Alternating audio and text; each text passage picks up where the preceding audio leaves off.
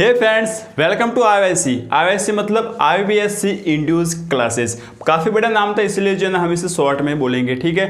अब आज हम बात करते हैं साइंस विषय के बारे में, आपके जो है ना विज्ञान के बारे में, ठीक है। विज्ञान में जो है ना हमने रसायन शास्त्र पढ़ ली है, आपकी बुक में से भौतिक शास्त्र पढ़ लिया और उसके पीछे वाले जितने भी चैप्टर्स हैं ना उनको हमने पढ़ लिया है। लेकिन जो जीव विज्ञान वाला भाग है ना, जितने भी स्टार्ट के 1 से लेकर 3 या 4 तक जितने भी चैप्टर्स हैं ना, उनको हमने नहीं पढ़ा था और जो है ना उन्हें हम अगले सेशन में पढ़ने वाले थे, ठीक है। लेकिन हमारे कुछ छोटे भाई है, उन्होंने कहा कि आप साइंस में जो है वो चैप्टर 2 करवाइए, जीव विज्ञान करवाइए, तो हम जो है ना लेकर आ गए, क्योंकि हम जो है आपके लिए यहाँ पर बैठे हैं, ठीक है। अब अगर हम लेके आए हैं ना तो इसको बिल्कुल फोड़ने वाले हैं, और किस लेवल तक, बिल्कुल बुरी तरीके से जो है ना इसे हम फोड़ने वाले हैं, ठीक है। हम जो है ना बात करेंगे चैप्टर 2 की, जो कि कौन सा, मानव तंत्र। और मानव तंत्र में इस साल जो है ना किस तरीके से क्वेश्चन आएंगे, सबसे पहले तो यह इनको कैसे करना है, दूसरा यह, और जो है ना हमें क्या पढ़ना है और कैसे पढ़ना है, ताकि इस चैप्टर की पूरे 6 नंबर जो है ना हम ले पाए, ठीक है। पूरा जो है ना डिटेल में डिस्कशन करेंगे, या हम बात करेंगे लगभग 3 या 4 वीडियो में यह चैप्टर कंप्लीट हो जाएगा। अब हमने जीव विज्ञान हाथ में ले ली है तो इसको हम फोड़ के ही बैठेंगे, ठीक है। चलिए, तो अब बिना किसी देरी के बात करते हैं साइंस में चैप्टर नंबर 2 की।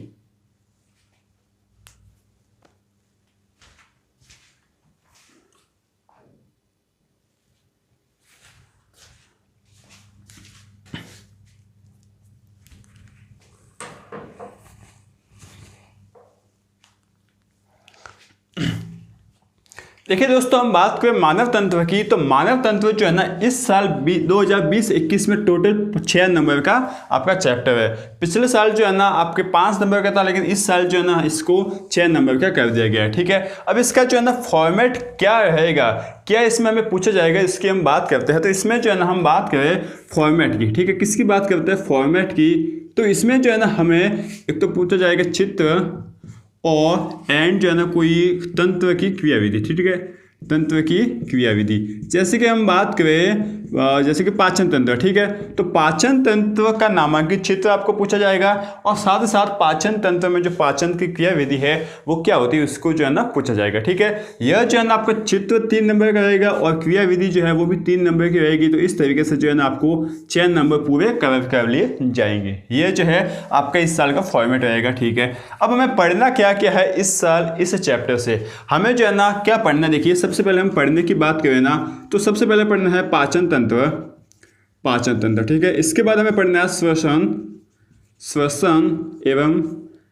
एवं श्वसन तंत्र, ठीक है। यह हमें जो है पढ़ना है, ठीक है। और हमें क्या पढ़ना है, हमें पढ़ना है आपका रक्त एवं परिसंचरण तंत्र, ठीक है।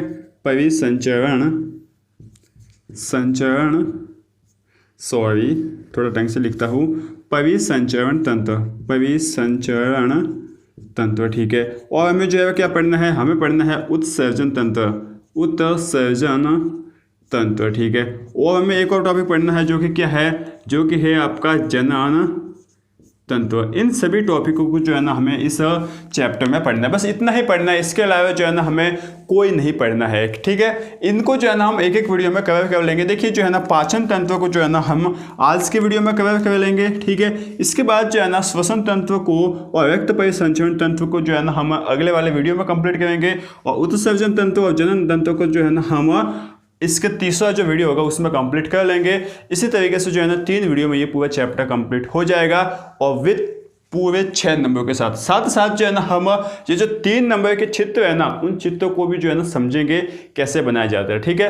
पूरी मैं अपनी मेहनत लगाऊंगा कि आपको जो है ना सिंपल से सिंपल लगे चित्र, और चित्रों का सबसे सिंपल बनाने का सबसे सिंपल मेथड बताऊंगा, ठीक है। तो अब हम स्टार्ट करते हैं। सबसे पहले बात करते हैं हम मानव तंत्र की। मानव तंत्र होता क्या है, ठीक है। देखिए एक और मैं आपको बात बोल दूँ, हमें जो है ना इस चैप्टर से यही पूछा जाएगा, एक तो हमें चित्र करना है और हमें करना है तंत्र की क्रियाविधि। मतलब सिंपल सी बात तो यही है कि यदि हम इस पाचन तंत्र की क्रियाविधि समझ ले तो हो गया काम, ठीक है। श्वसन तंत्र श्वसन तंत्र की क्रियाविधि समझ ले तो भी काम हो गया, ठीक है। रक्त परिसंचरण तंत्र की क्रियाविधि समझ ले तो भी हमारा काम हो गया, उत्सर्जन समझ ले तो भी हमारा काम हो गया, और जनन समझ ले तो भी हमारा काम हो गया।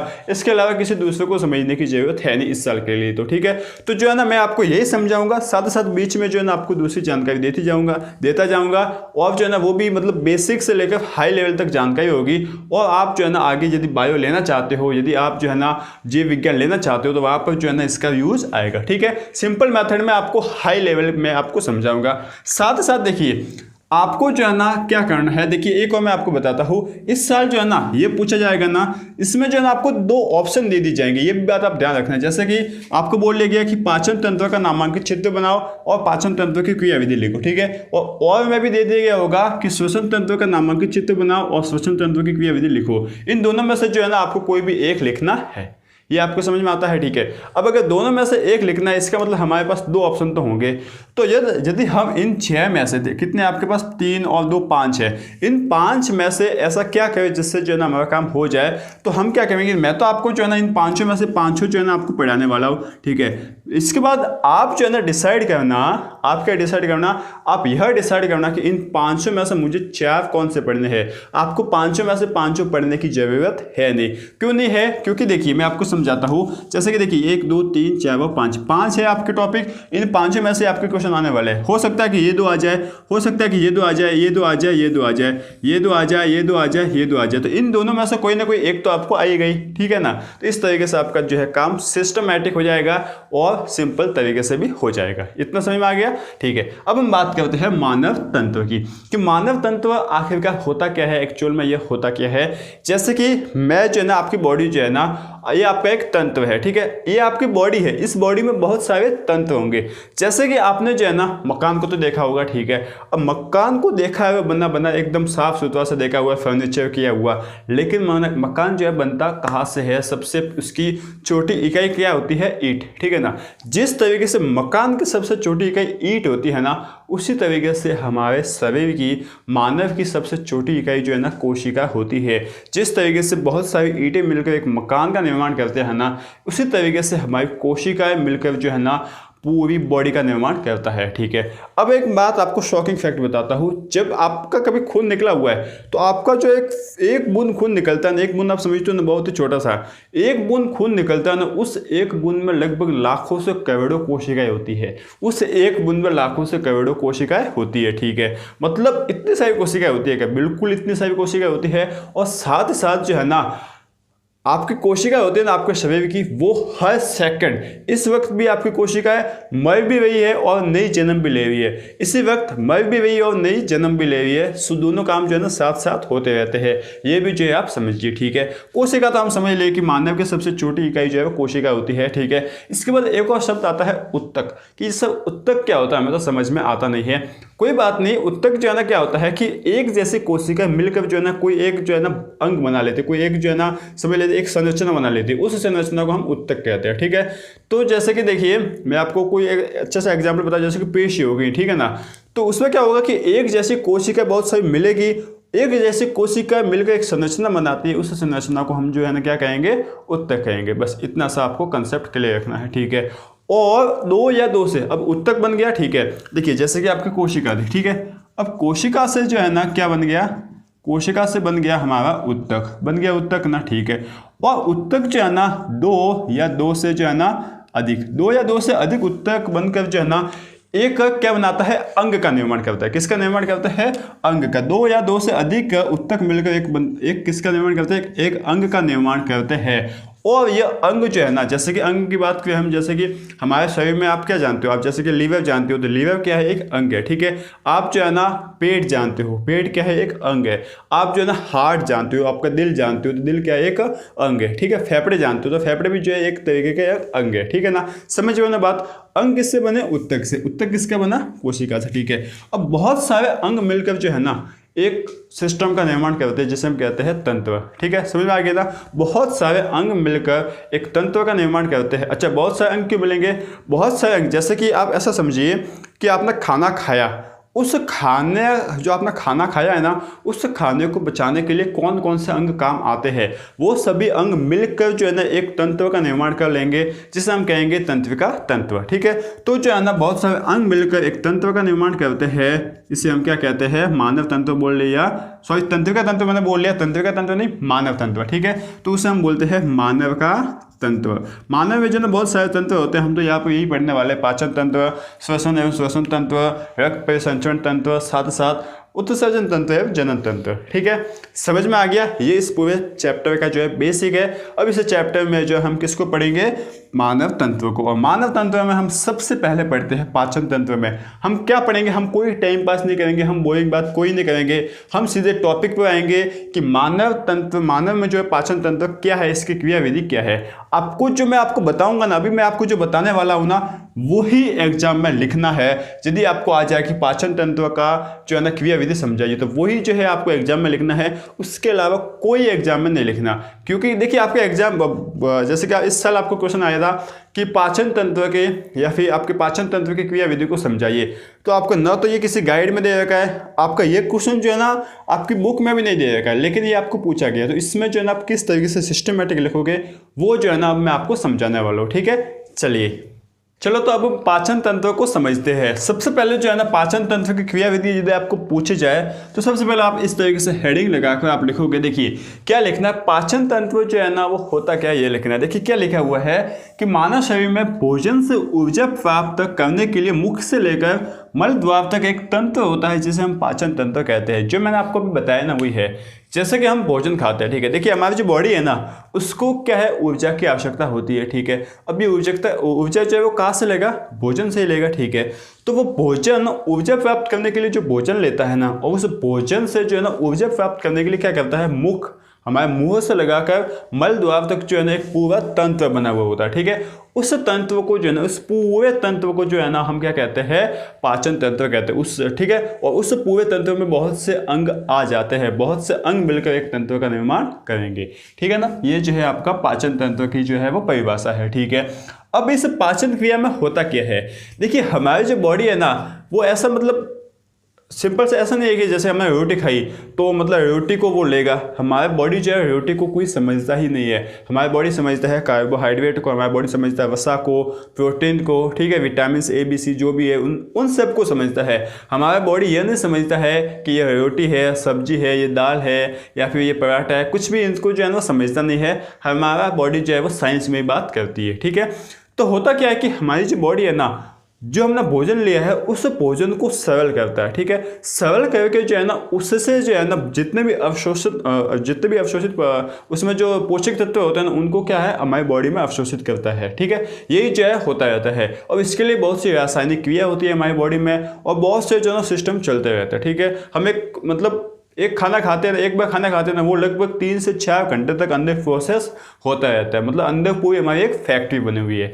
उसी तरीके से जिस तरीके से फैक्ट्री में माल बनता है ना, उसी तरीके से हमारी फैक्ट्री में जो हम कच्चा माल डालते हैं ना, उस माल से जो है ना क्या बनती है, ऊर्जा बनती है। देखिए यही जो है यहाँ पर लिखा हुआ है कि पाचन क्रिया में भोजन के जटिल पोषक पदार्थ जटिल होते हैं। हमारी बॉडी इनको समझता नहीं है, रोटी सब्जी इनको नहीं समझता है, इनको हम कहेंगे जटिल पोषक पदार्थ। वह बड़े अणु, जितने बड़े अणु है ना, उनको क्या करता है, विभिन्न रासायनिक क्रिया द्वारा, बहुत सी रासायनिक क्रिया लगाएगा, उन रासायनिक क्रिया द्वारा तथा एंजाइमों की सहायता से। ये एंजाइम क्या होते हैं, एंजाइम जो है ना क्या करते हैं, पहली बात तो जो है ना मतलब एक तरीके से ऐसा समझ लीजिए कि उनसे जो है ना ऊर्जा प्राप्त करने के लिए एक स्रोत है। ये मतलब उस क्रिया को बढ़ाएगा या उसको जो है ना तोड़ने में सहायता करेगा। ठीक है, तो एंजाइमों की सहायता से सरल, छोटे व घुलनशील पदार्थों में जो है ना परिवर्तित किया जाता है।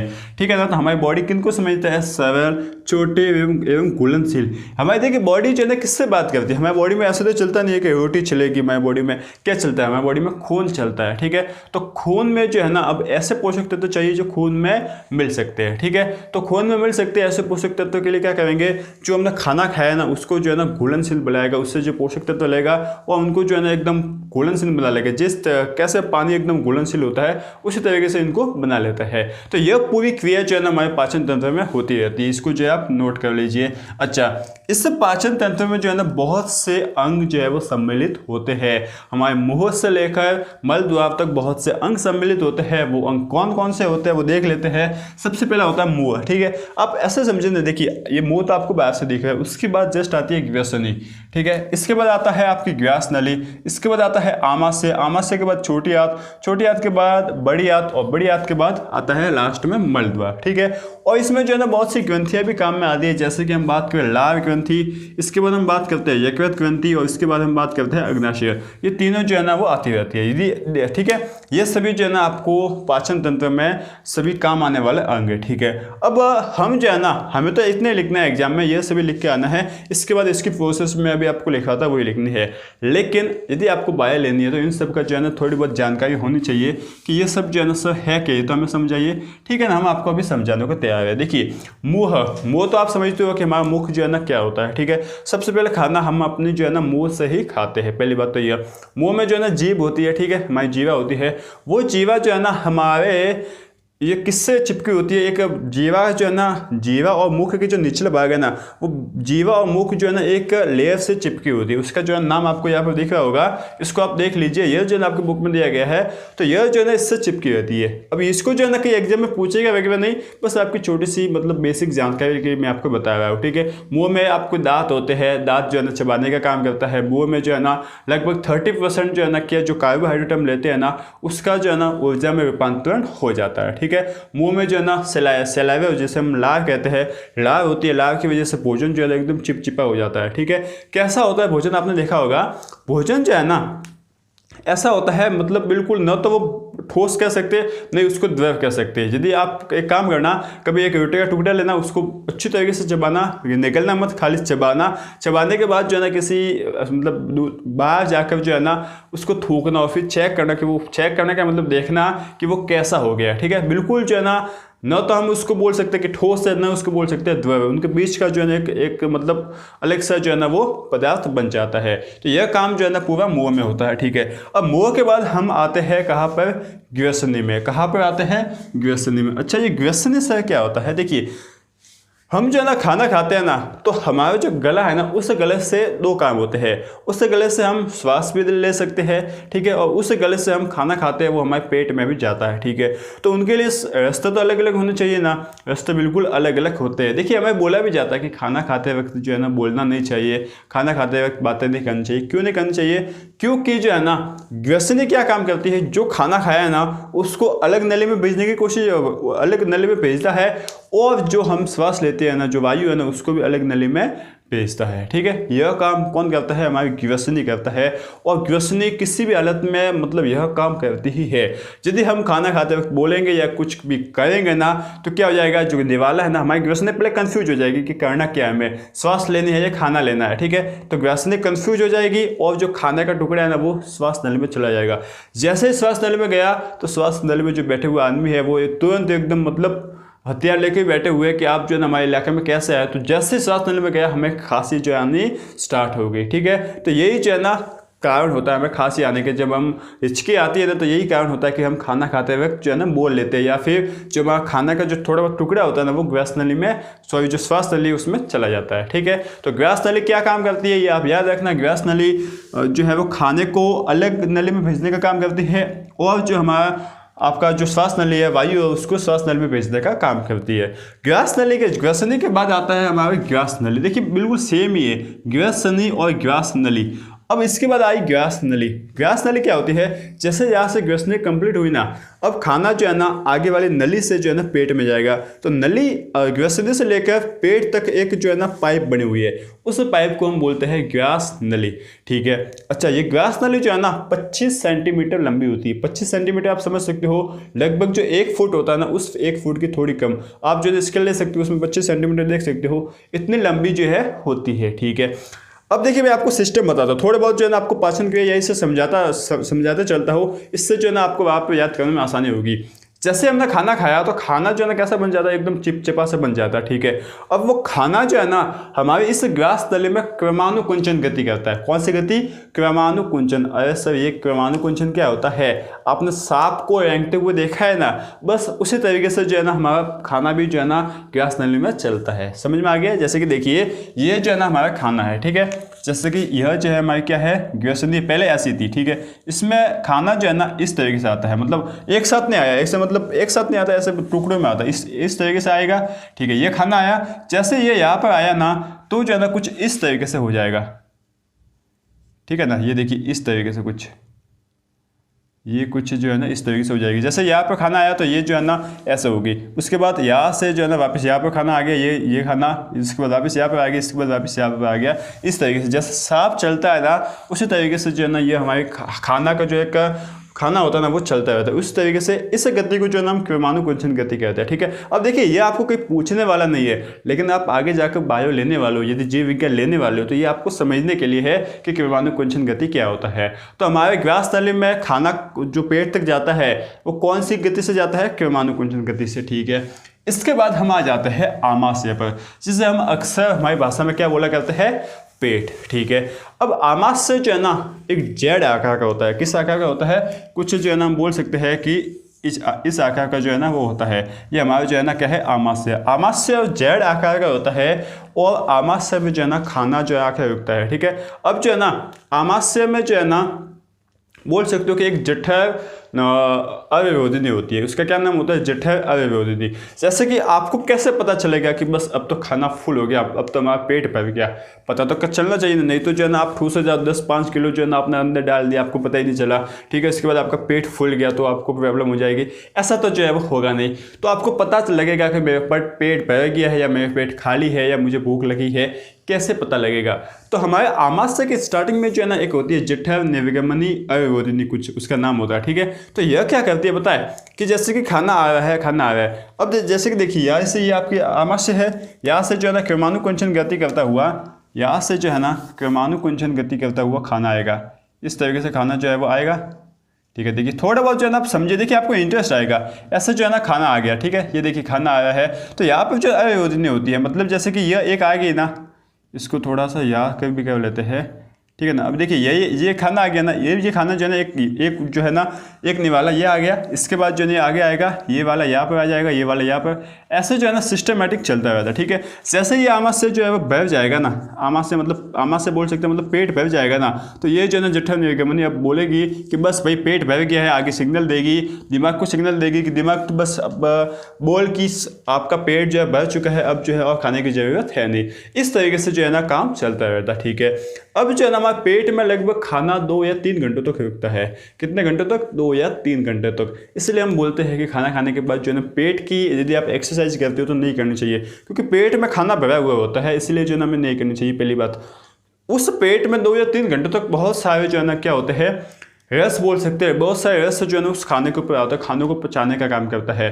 जैसे कि बोल सकते हैं, जैसे सबसे मेन होता है हाइड्रोक्लोरिक अम्ल। हाइड्रोक्लोरिक अम्ल आपने सुना होगा, नहीं सुना है तो मैं आपको बताता हूँ। आपने बाथरूम कभी साफ किया होगा आपके घर का, तो बाथरूम साफ करने के लिए जिस हम केमिकल का यूज करते हैं ना, वो है आपका हाइड्रोक्लोरिक अम्ल। पीला पीला सा कुछ आता है, उससे हम कहते हैं हाइड्रोक्लोरिक अम्ल। यदि आप जो है उसको हाथों में ले लोगे तो मतलब जलन से होगी, उसकी मतलब बोल सकते हैं सांद्रता बहुत ही कम होती है। लेकिन हमारे पेट में जो अम्ल पाया जाता है ना, हाइड्रोक्लोरिक अम्ल सेम होता है, उसकी इंटेंसिटी इतनी होती है कि यदि वो थोड़ा सा एक बूंद की भी हमारे हाथों में पड़ जाए, मतलब हाथों में एक बूंद भी आ जाए ना, तो हमारा हाथ जो है ना जल तक सकता है। मतलब हाथ जो है ना किस तरीके से अंगारा हमारे हाथों के ऊपर आ जाए तो जल जाता है, उसी तरीके से जो है ना हमारा हाथ जल सकता है। तो हमारे पेट के अंदर जो अंग है वो तो इनसे भी जो है क्या होते हैं, कोमल होते हैं, मतलब बिल्कुल नाजुक से होते हैं, तो वो कैसे बच पाते हैं? तो उसके लिए भगवान ने हमारे शरीर में जो है ना बनाया है श्लेष्मा। अच्छा, ये श्लेष्मा क्या होता है? जो यदि किसी को सर्दी हो जाता है, वो नाक से जो निकलने का काम करता है ना, वो उसे हम क्या कहते हैं? श्लेष्मा। तो श्लेष्मा जो है ना हमारे अंगों, जैसे कि ये आमाशय है, तो इस आमाशय के जो है ना यहाँ पर जो है ना ये लगा रहता है इस तरीके से, ठीक है ना, ये मतलब एक परत बना लेता है। अब इस परत से क्या होता है कि ये जो अम्ल होता है ना, वो अम्ल जो है ना इस आमाशय को लग नहीं पाता, अम्ल इस आमाशय को जो है वो लग नहीं पाता है, ठीक है। जो जैसे अब यदि अम्ल जो है आमाशय को लग ही नहीं पाएगा तो आमाशय को जलाने का कोई चांस उठता ही नहीं है। इसलिए कहते हैं कि श्लेष्मा जो है ना हमारे लिए बहुत ही उपयोगी है, इसको आप ऐसे ही नहीं ऐसे ही वेस्ट मत कीजिए, ठीक है। अब एक और मैं थोड़ी बहुत बात बता देता हूँ, बहुत ही इंटरेस्टिंग बात है। आपने सुना होगा कि मुझे तो एसिडिटी होगी। एसिडिटी का हिंदी मतलब समझिए अम्लता। अच्छा, अम्लता कैसे होती है? देखिए, अम्लता कुछ नहीं करता, अम्ल जो है ना खाना जो आया ना उसको सड़ाने का काम करता है, उसको पचाने का काम करता है, ठीक है। तो जैसे हम ज़्यादा खाना खाएंगे ना तो उससे ज़्यादा खाने को पचाना भी तो होगा ना, तो उससे ज़्यादा खाने को पचाने के लिए हमारा जो सिग्नल है, दिमाग में सिग्नल जाएगा कि भाई दिमाग में सिग्नल क्या जाएगा कि ज़्यादा खाना आ गया है। हमने जो है ना ये जठर निर्गमनी बोलेगी कि मैंने इसको मना बोला तो भी इसने ज़्यादा खाना डाल दिया, तो अब जो है ना इसको पचाना है। तो दिमाग अब जो है ना HCl को बोलेगा कि भाई तू अब जो है ना स्टार्ट हो जा और जो है ना बहुत सारा HCl इस खाने के ऊपर डाल दे। तो जैसे बहुत सारा जो हमने अम्ल इस खाने के ऊपर डाल दिया ना तो अम्ल इतना आ जाता है कि यहाँ से जो है ना जठर निर्गमनी भी अब कहती है कि अब तो मैं तुझे बताता हूँ, तो यहाँ से अम्ल जो है ना ऊपर आ जाता है, ठीक है। तो इससे जो है ना खट्टी खट्टी डकाय वगैरह कुछ ऐसी आती रहती है, तो बस वही है आपकी एसिडिटी, बाकी कुछ नहीं है साइंस की भाषा में, ठीक है। समझ गए ना, ये है आपका पेट, आमाशय। आमाशय भी समझ गए। आगे बढ़ते हैं और हम बात करते हैं छोटी आंत की, ठीक है। किसकी बात करते हैं? छोटी आंत की। अच्छा, छोटी आंत जो है ना हमें मानव शरीर में सबसे इंपॉर्टेंट आंत है, ठीक है। अब इसकी लंबाई कितनी होती है आप जान के शौक हो जाओगे। आपके जो बॉडी है ना, आपकी जो शरीर है ना, लगभग कितनी होती है? मानव शरीर लगभग एवरेज मान लो तो 6 फीट, उसके लगभग 4 गुना, मतलब आपकी यदि 6 फुट हाइट है ना तो लगभग जो है ना 24 फुट जो है ना आमाशय की लंबाई होगी। हम बोल सकते हैं कि 8 मीटर, ये 8 मीटर बोल सकते हैं, ठीक है। अब 8 मीटर जो है ना बहुत ही ज़्यादा होती है। ऐसा समझिए कि आप जो है ना आपके जैसे 4 आपके दोस्त जो है ना लेटा दिए गए और आपकी छोटी आंत को ली और वहाँ से लेकर वहाँ तक इतना लंबा, लगभग 8 मीटर लंबी जो है ना आपकी आंत होती है, ठीक है। ये बात आपको समझ में आती है। अब ये ना हर इंसान में वेरी करती है। आइडियल छोटी आंत की जो लंबाई है ना वो कितनी होती है? 22 फीट बोल सकते हैं, ठीक है। 22 फीट या फिर 8 जो है ना बोल सकते हैं हम, 8 मीटर जो है वो बोल सकते हो, ठीक है। बात जो समझ में आ रही होगी। तो 22 फीट जो है ना क्या होती है छोटी आंत की लंबाई, जो कि होती है मानव की ऊंचाई की लगभग जो है ना कितने गुना होती है? लगभग होती है 4 गुना। कितनी होती है? 4 गुना। ये जो ना आप बात याद रखना, छोटी छोटी बातें हैं, ये जो ना आपको काम आएगी। तो छोटी आंत इतनी बड़ी क्यों होती है? अब ये भी जो है एक छोटा सा कारण है। छोटी आंत की बड़ी होने का कारण यह है कि हम जो है ना कुछ खाते रहते हैं, कचरा खाओ या फिर कुछ भी खाओ, बहुत सारा जो है ना खाते रहते हैं। तो उससे क्या होता है कि इतना सारा खाते हैं ना उसको पचाने की ज़रूरत भी होती है। तो छोटी आंत में जो है ना हर लेयर पर, हर एक भाग पर जो है ना पचाने की क्षमता होती है। तो जितना जटिल हम खाना खाएंगे ना उतना ही जो आपके लेयर है वो बढ़ती जाएगी, ठीक है। अब मतलब छोटी आंत है वो बढ़ती जाएगी। इसलिए मानव जो है ना क्या करता है, मतलब ज़्यादातर जटिल खाना ही खाता है। इसकी वजह से जो है ना मानव की आंत जो है वो, छोटी आंत जो है वो बड़ी होती है। अब पशु पक्षी जितने भी होते हैं ना, पशु वगैरह, तो उनकी जो है ना छोटी आंत क्या होती है? छोटी होती है, ठीक है। साथ ही साथ जितने भी जंगली जानवर होते हैं, शेर वगैरह, उनकी छोटी आंत भी जो है ना बहुत ही, मतलब उसकी लंबाई बहुत ही कम होती है। क्यों होती है? क्योंकि वो जो है ना नेचुरल खाना ही खाते हैं, जटिल खाना नहीं खाते। और उसको जटिल खाना नहीं खाते तो उसको पचाने के लिए बहुत ही कम छोटी आंत की आवश्यकता होती है, इसलिए उनकी लंबाई जो है वो कम होती है। इस बात को भी आप ध्यान रखना। बहुत ही इंटरेस्टिंग बात है, आपको जो है ना बायो पढ़ने का मजा आ रहा होगा। आपके शायद हो जाए कि ये आपका फेवरेट चैप्टर नहीं बन पाए, ठीक है। तो छोटी आंत जो है ना आप करते क्या है? छोटी आंत जो है ना यह काम करती है, मानव शरीर में जो खाना खाया ना उसका ज़्यादातर पाचन जो है वो छोटी आंत में ही होता है। छोटी आंत में जो है ना आपका यकृत जो है ना, यकृत क्या होता है मैं आपको समझाऊंगा। यकृत से रस आता है, ठीक है, पित्त रस आता है, आपका अग्न्याशय से भी रस आता है। इसके बाद जो है ना बहुत से रस आता है, जिसके कारण जो है ना उसका ज़्यादातर पाचन जो है ना कहाँ पे होता है? इस छोटी आंत में। और जैसे ही पाचन हो जाता है ना तो क्या होगा? उससे जो है ना पोषक तत्व निकलेंगे, और जैसे पोषक तत्व निकले छोटी आंत उसको अवशोषित कर लेगा। अवशोषित मतलब सोख लेगा, ठीक है, अवशोषित कर लेगा। और अवशोषित करके जो नली होती है ना हमारी, जो बोल सकते हैं उसको नसें बोल सकते हैं, जो नसें होते हैं ना उनसे जो है ना हमारी मतलब पूरी बॉडी में जो है पहुंचा दिया जाता है, मतलब पूरी हमारे शरीर में जो है ना वो ऊर्जा पहुंचा दी जाती है। ये बात जो है आप समझ रहे होंगे, ठीक है। अब बात करते हैं बड़ी आंत की। अच्छा, बड़ी आंत क्या करती है? बड़ी आंत का मतलब सिंपल सा काम यह है कि जो भी आप खाना बचाए ना, थोड़ा बहुत भी पोषक तत्व निकालने के बाद जो भी खाना बचेगा उसके अंदर जो है ना ज़्यादातर क्या होता है, आप बोल सकते हो कि ज़्यादातर लवण होते हैं और होता है उसमें पानी। तो उस लवण और पानी को जो है ना पचाने का काम, उससे लवण और पानी को अवशोषित करने का काम जो है ना बड़ी आंत करेगा। मतलब उसमें ज़रा सा भी पानी नहीं रहता, बहुत कम पानी रहता है। बड़ी आंत उनसे जो है पानी वो लवण भी अवशोषित कर लेते हैं और वो भी बॉडी में भेज देते हैं। इसके बाद जो है ना खाना सीधे जाता है मल द्वार में, और जो खाना तो नहीं बोल सकते, अवशोषित, ठीक है। अवशोषित पदार्थ मल द्वार में जाते हैं और फिर उसके बाद निकाल दिए जाते हैं, ठीक है। तो ये जो है ना पूरी प्रोसेस होती है जो मैंने आपको अभी से ही समझा दी। अब इसको बस लिखना बाकी है, लिख लीजिए, इसके बाद जो है ना आप समझ जाओगे। और इसका डायग्राम भी जो है ना आपको समझाना पड़ेगा, अच्छे से समझाऊंगा, बिल्कुल अच्छे से फोड़ेंगे हम, ठीक है। चलिए, तो यह है हमारे भोजन के पाचन की क्रिया का पूरा जो है क्या बोल लीजिए विधि, ठीक है। अब ये जो है ना इतने बढ़िया, देखिए ये इतने जो है आपको सब याद करनी है। इससे पहले जो लिखवाया वहाँ से लेकर यहाँ तक पूरा आपको इससे क्रिया विधि में लिखना है, ठीक है। अब किसी कारणवश यह जो मेन विधि है ये आपको याद नहीं हुई या फिर आप एग्जाम में जाकर भूल गए, तो आप क्या करोगे? वहाँ जाकर क्या करोगे? सिंपल सी बात, आपको कुछ नहीं करना, अपनी आंखें बंद कर लेनी है। और किसको याद करना? मुझे। बिल्कुल नहीं, मुझे याद नहीं करना।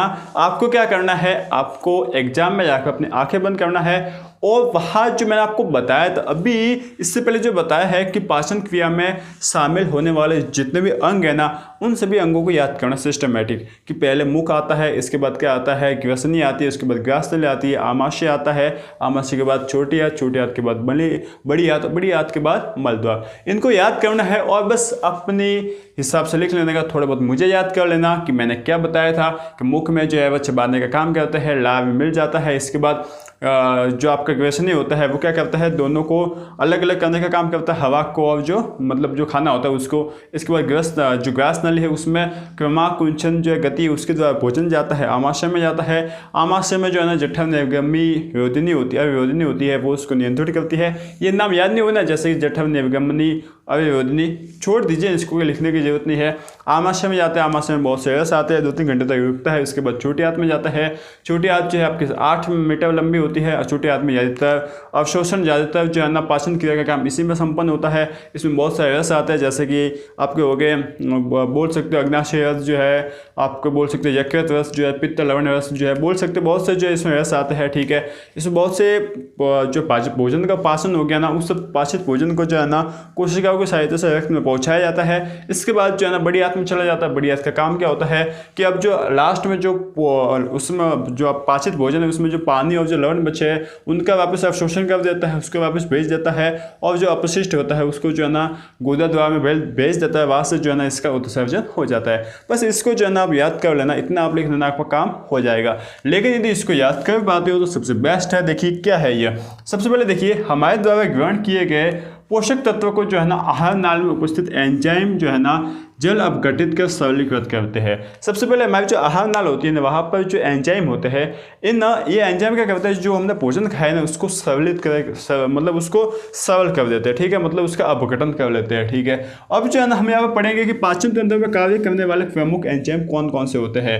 तो देखिए जो कार्बोहाइड्रेट जब हम खाते हैं ना, ठीक है, कार्बोहाइड्रेट मतलब रोटी हो गई, चावल हो गए, इनमें क्या होते हैं कार्बोहाइड्रेट। तो इन कार्बोहाइड्रेट को खाते हो ना तो इनको जो है ना पाचित करने वाले एंजाइम जो है कौन कौन से होते हैं, एमिलेज, माल्टेज, सुक्रेज। अच्छा इसको याद कैसे रखना है, देखिए कार्बोहाइड्रेट, 8 का उच्चारण आया ना 8, ठीक है, तो यहाँ पर भी यही आएगा। देखिए amylase ase, maltase ase, sucrase ase, यहाँ पर जो है ना सब जगह क्या है ase ase ase, amylase, maltase, sucrase. तो इस तरीके से आप याद कर सकते हो। अच्छा प्रोटीन पाचक कौन कौन से होते हैं, ट्रिप्सिन होते हैं, पहला ट्रिप्सिन, उसके बाद काइमोट्रिप्सिन, इसके बाद पेप्सिन।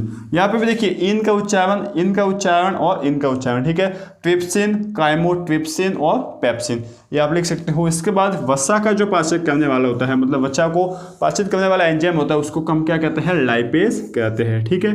इसको जो है आपको याद करना है। एक और है आपका न्यूक्लिएजेस। न्यूक्लिएजेस को जो है ना एंजाइम जो पाचन करने वाले एंजाइम होते हैं वो देखिए न्यूक्ली, तो आप ऐसे कैसे लिख लीजिए न्यूक्ली, उसके बाद यूटाइलेज क्या है न्यूक्लियोटाइलेज, इसके बाद न्यूक्लिएजेस। देखिए ये न्यूक्लिएजेस है और ये है न्यूक्लियोटाइजेस। इस तरीके से जो है ना आपको इनको शॉर्ट ट्रिक से थोड़ी बहुत याद करना पड़ेगा। जैसे कि कार्बोहाइड्रेट के लिए एज आएगा, प्रोटीन के लिए इस आएगा, पेप्सिन इन आएगा, इसके बाद जो है ना एज आएगा इस वसापाचक के लिए, इसके बाद जो है ना इनके लिए जो है ना आप बोल सकते हो न्यूक्लियोटाइजेस, मतलब न्यूक्ली है ना तो न्यूक्ली आप ऐसे लिख लीजिए, अंत पहले के लिख लीजिए ओटाइजेस, ठीक है यूटाइजेस, और इसमें लिख लीजिए एजेस, ठीक है। इस तरीके से आप इनको याद कर सकते हो। अच्छा यदि ये याद नहीं आए ना, जितना याद है उतना तो आपको लिखना ही है। जैसे कि मान लो ये याद नहीं है तो इसको आप छोड़ सकते हो, ठीक है। ऐसा कोई नियम नहीं है कि छोड़ोगे तो आपका नियम नंबर कट जाएंगे, या फिर नहीं लिखोगे तो आपके नंबर कट जाएंगे, या फिर लिखोगे तो ही नंबर मिलेंगे, ऐसा कोई नियम है नहीं। लेकिन लिखोगे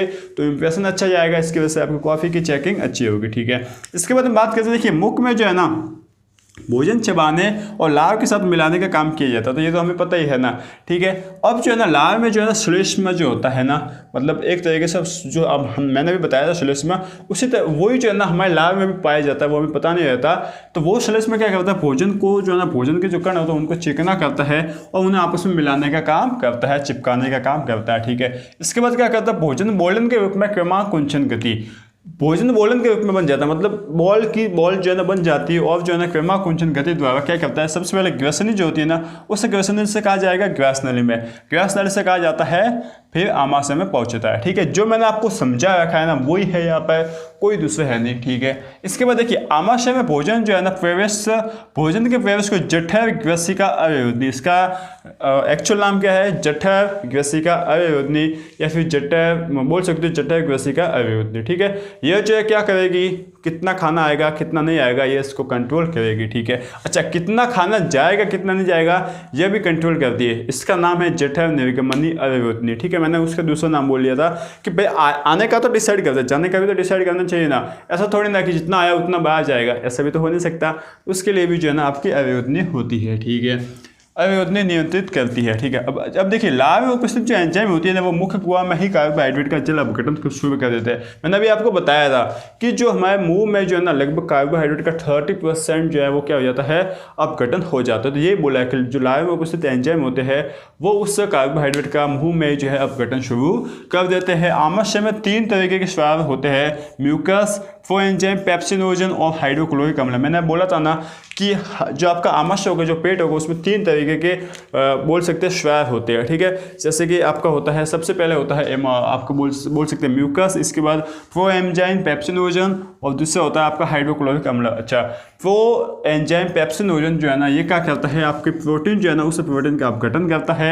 और आमाशय में जो है ना इतना हो गया। इसके बाद आमाशय में जो है ना एक और मैं आपको बात बताता हूँ, जो छोटे बच्चे होते हैं ना, छोटे बच्चे, ये मैंने आपको नोट्स में लिखा रखा है, आप चाहो तो एग्जाम में नहीं लिखोगे तो चलेगा, लेकिन जो छोटे बच्चे होते हैं, जो शिशु होते हैं, नवजात शिशु, उनमें जो है ना एक और आप बोल सकते हैं प्रोटीन एंजाइम पाया जाता है जिसको हम बोलते हैं रेनिन, ठीक है ना। अब ये रेनिन क्या करता है, जो माता का जो वो बच्चा दूध पीता है ना उस दूध में भी प्रोटीन होता है, तो उस दूध के प्रोटीन को पचाने का काम वो रेनिन एंजाइम करता है, ठीक है। तो ये भी जो है आप याद रखना, आपके आगे काम आएगा। इस साल तो जो है ना आप नहीं लिखोगे तो चलेगा, ठीक है। अब हम बात करते हैं कि जो आमाशय में भोजन है ना वो कुछ घंटों तक रुकता है, 2-3 घंटे बोल सकते हैं। इसके बाद जो है ना क्या करता है तथा उसके बाद छोटी आंत में जो है ना वो पहुंच जाता है, और इससे छोटी आंत में जो है ना सर्वाधिक पाचन क्रिया संपन्न होती है, ठीक है।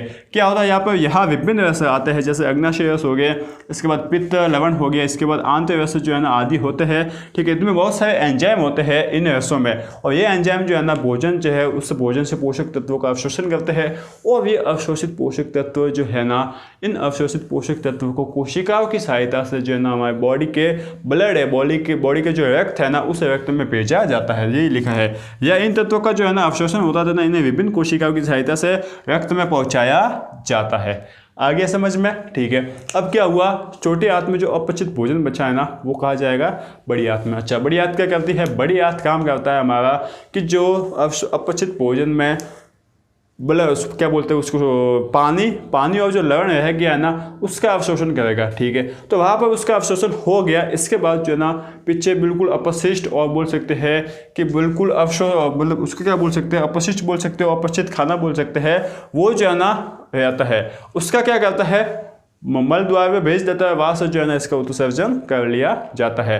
तो इस तरीके से जो है ना हमारे बॉडी में क्या होता है, पूरे खाने को पाचन करने की क्रिया होती है। इसलिए बोला जाता है कि आप हल्का खाइए, स्टूडेंट हो तो हल्का खाइए, क्योंकि जितना हैवी खाना खाओगे ना तो हमारी बॉडी को जो है ना खाना खाने के लिए जो है ना उस खाने को पचाने के लिए उतना ही काम करना पड़ेगा। अब ज़्यादा काम करना पड़ेगा तो दिमाग तो जो है ना मतलब सारा ध्यान कहाँ पर लगा लेगा, खाने को खाने मतलब उसको पचाने में। तो हमारा दिमाग का जो हमारा दिमाग होगा ना वो पढ़ने में ध्यान कब लगाएगा, उससे दिमाग को पढ़ने में ध्यान लगाने के लिए थोड़े थोड़े गैप में जो है ना खाना खाते रहिए, एक साथ ज़्यादा खाना मत खाइए, ठीक है। तो आपको जो है ना पूरा समझ में आ गया होगा। अच्छा, वीडियो जो है ना लंबा हो गया है तो हम एक काम करेंगे, 3 वीडियो मैंने आपको बोला था ना, अब 4 वीडियो में इसको कंप्लीट करेंगे। चौथे वीडियो में क्या करेंगे कि सभी तंत्र जो है ना उन सभी तंत्रों के नामांकित चित्र बनाना मैं उस वीडियो में समझा दूंगा, ठीक है। स्पेशली उस वीडियो में समझाऊंगा ना, तो इससे क्या हो जाएगा, आपके 3 वीडियो का उस चौथे वाले वीडियो में रिवीजन भी हो जाएगा, ठीक है। तो उम्मीद है कि आपको ये पहला वीडियो किसका, इस बायो का जो है वो समझ में आ गया होगा, बहुत ही अच्छे से समझ में आया होगा। मैंने भी जो है ना लास्ट टाइम इसको 10th में पढ़ी थी मैंने खुद ने।